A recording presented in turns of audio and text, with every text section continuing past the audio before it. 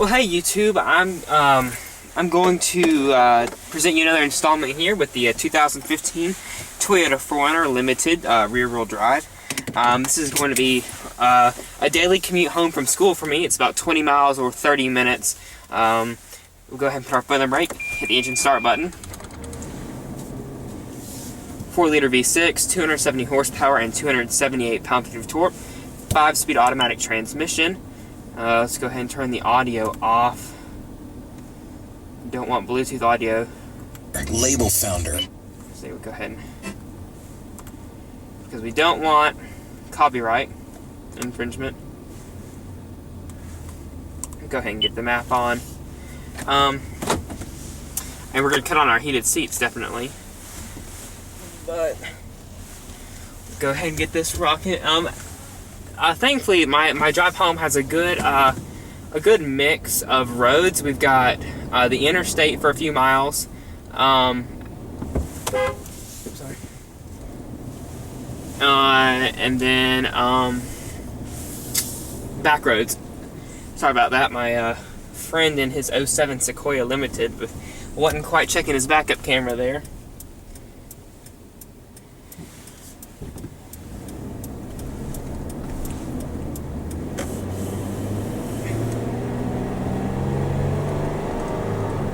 It's a pretty refined sounding engine overall. It's got a nice rumble to it. Of course, this 4-liter has the dual VVTi engine. It shared it with the FJ Cruiser for a while. The Tacoma, the current generation up until 2015, has a single VVTi engine, variable valve time with intelligence. So that's how the 4Runner squeezes out that extra 40 horsepower and it sends it to the rear wheels. Of course, it's got an eco mode. The Mpg ratings on this one are 17 city and 22 highway. In mixed driving, which is probably about 60% city and about 40% highway, we've been getting 18.5, which is almost near the 19 miles per gallon estimate that Toyota publishes.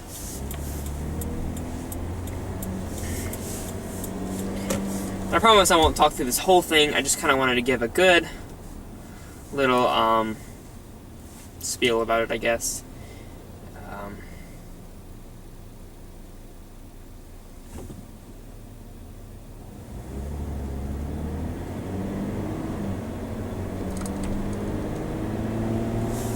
There's definitely no shortage of power. Obviously, the GX460 with its 4.6 liter V8 has a lot more off-the-line power, but I would not say that the 4Runner is lacking in any way. I think it does fine. I mean, we've had this car, even though it's currently got 937 miles, so we've had it for 500 miles now. We've had it with, trunk full of stuff from the grocery store and 4 people, and it's done just fine. As you can see, this is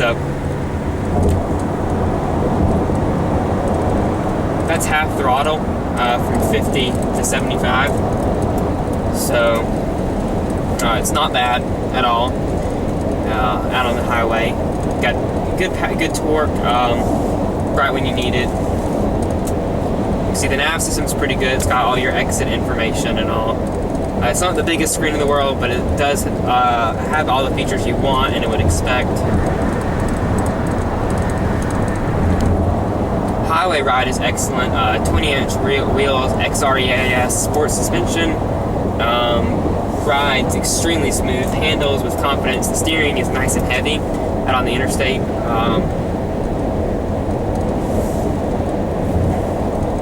What I don't know is if it has electric or hydraulic power steering. I need to look that up, actually. Passing power is just fine. I mean, it's got enough power. I wouldn't say it's got adequate power. And now, obviously, I've never towed with this thing, so I don't know how that goes. If you hear any rattling, that's the tripod that the camera's on.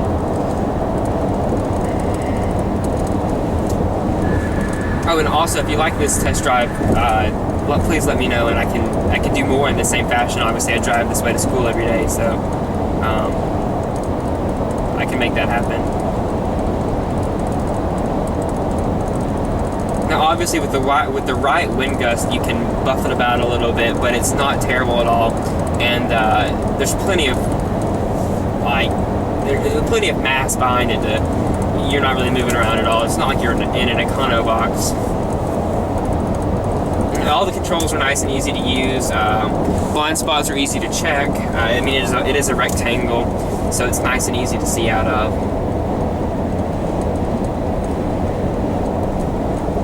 Unfortunately, our interstate jaunt is coming to a close here, so we will slow down and not come up on this truck. We'll accelerate up the on-ramp, or off-ramp, excuse me.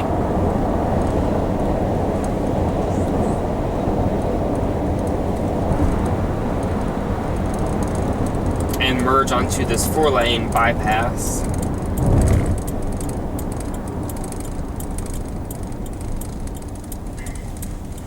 Seats are really comfortable and sculpted. Obviously, this one has the 10-way powered driver's seat. That actually might come on all of them. I think it actually does. It has the heated and cooled seats. Come on the limited trim level.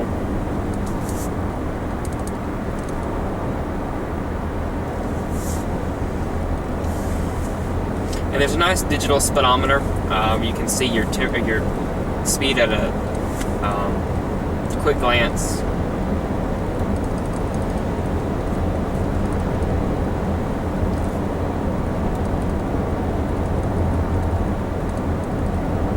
For being a box, the wind and road noise is really well subdued, and the only noise you really hear from the engine is when you're accelerating, especially pretty heavily. Otherwise, when you're cruising, it's quiet. Braking is good. I've obviously never done any hard stops in this yet, or tried out any ABS or anything like that, but pedal feel is nice and tight. And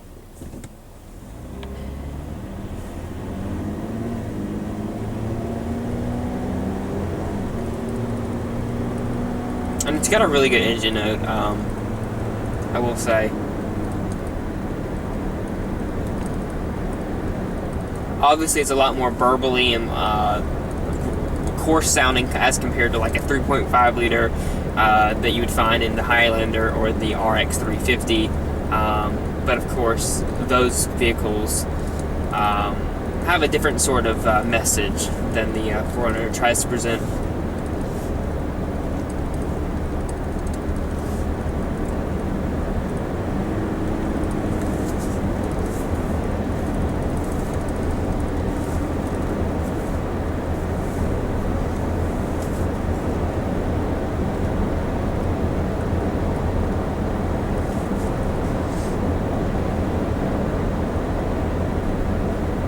Especially at highway speeds, the JBL audio system does do really well, I will say that. And in terms of driving, this car feels very nice driving. You've got a good driving position, especially if you're out on the highway. Because the door sills are high, and they're padded as well, you can prop your elbow up there, and it's a perfect lineup to grabbing the 10-spoke on the steering wheel. So, A+ on that. I'm 6'2". I've got plenty of space in terms of the seat adjustment. I can go back a couple more inches if I should need to, but I don't. It's tilt and telescopic steering wheel.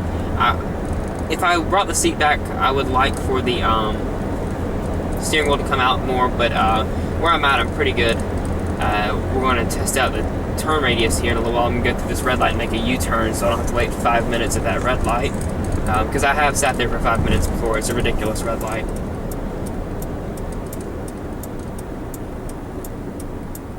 Turning radius, I will say, in parking lots, it's not terrible, but it's certainly not good at all either.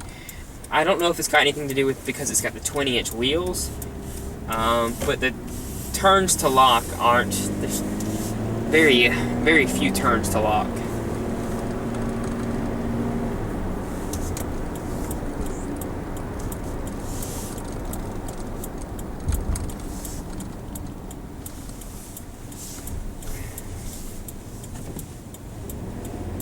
So on a 4-lane highway, it does U-turns just fine.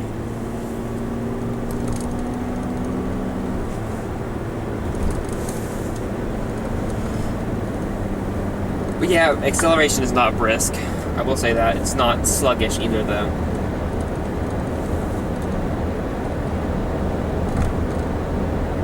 So looking at potholes and everything, though, it's really super smooth. And it's been quite a few months since I've been in an SR5 with the more base level suspension, but I do enjoy the Limited's X-REAS.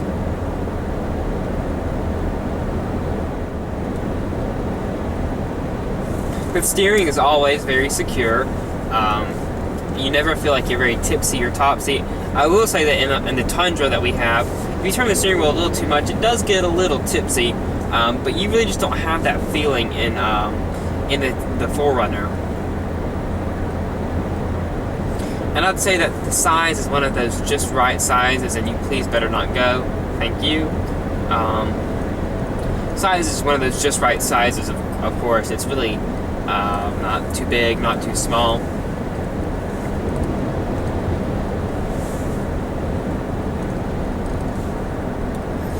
And I usually don't take this road home. I usually continue on the 4-lane highway for a little while. But we're going to take this 2-lane kind of twisty back road. One of the best roads to drive on here. Speed limit's 45, so we'll keep the speed to a minimum there. And we're behind a Jeep Wrangler from Ohio.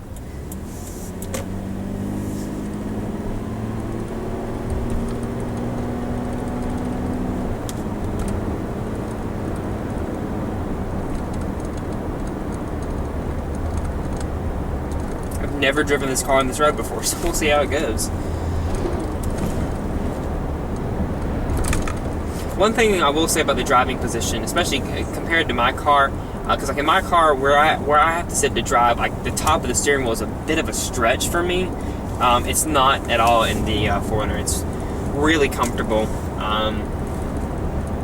Obviously, it's designed to fit a broader range of body types. I hope we're not behind this Jeep forever, because they're kind of being annoying.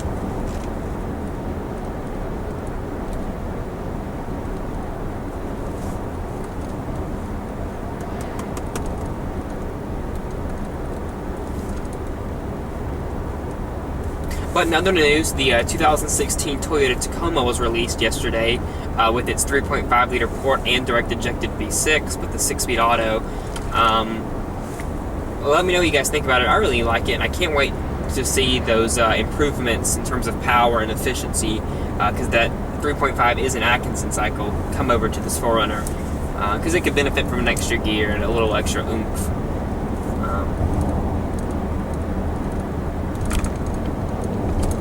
I'm glad Toyota didn't just put some lipstick on a pig. They actually, went through a whole redesign. Design might have been evolutionary, but they'll definitely be able to keep their sales crown. And this guy is really slowing down and being annoying. And we're about to get to the twisty good parts. Might slow down, let him go a little further ahead.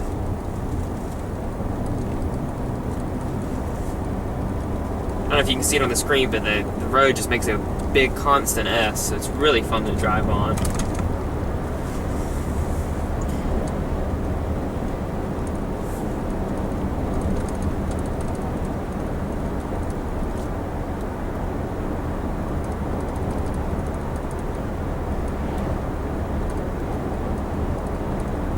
I'm really surprised at how well it's taking these corners. I mean, these obviously aren't the sharpest corners in the world.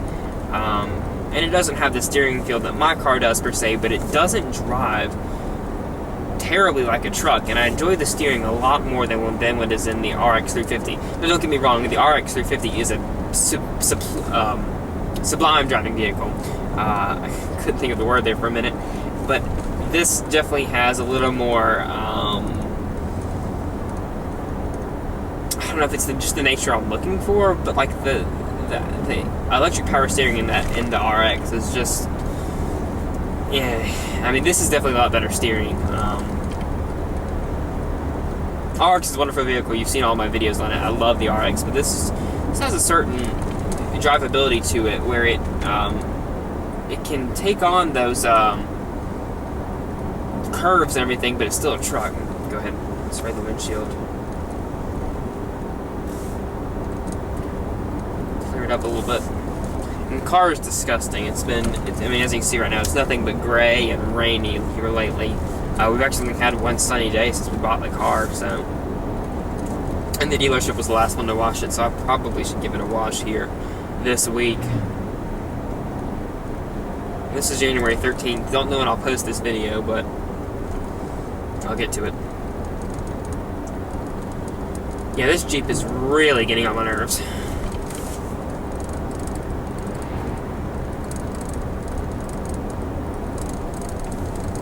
We're actually coming up, interestingly, on the Frito-Lay plant.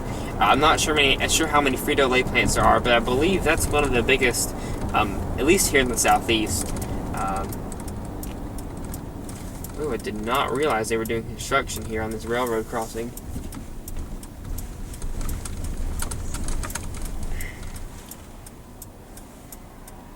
Oh, I'm sorry, that Wrangler is not from Ohio, it's from South Dakota.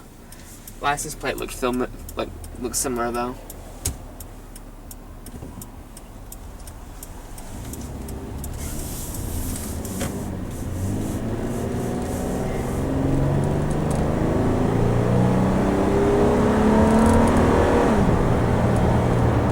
So that was a 3/4 acceleration, basically 10 to 60.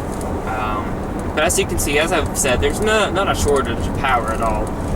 I think it drives really well. It drives very solidly, actually all Toyotas do. There's a certain solidity behind it where the Tahoe didn't have.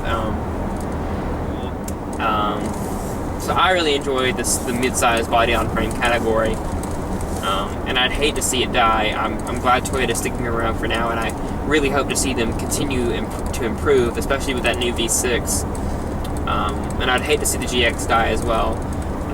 There's really a market for these. Of course, I mean, Toyota sold about 75,000 4Runners last year, which of course is nothing like the 150,000 Highlanders they sold. But that just says that there is still a market.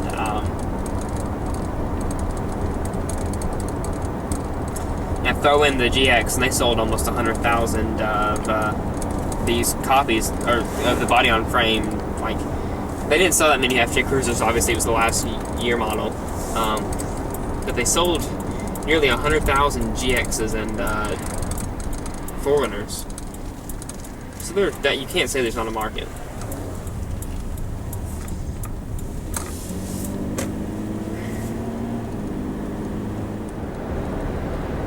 So guys, there's really not a whole lot more I can comment on. I guess I'll go ahead and wrap the video up. But thank you for staying tuned through my test drive here on the 4Runner.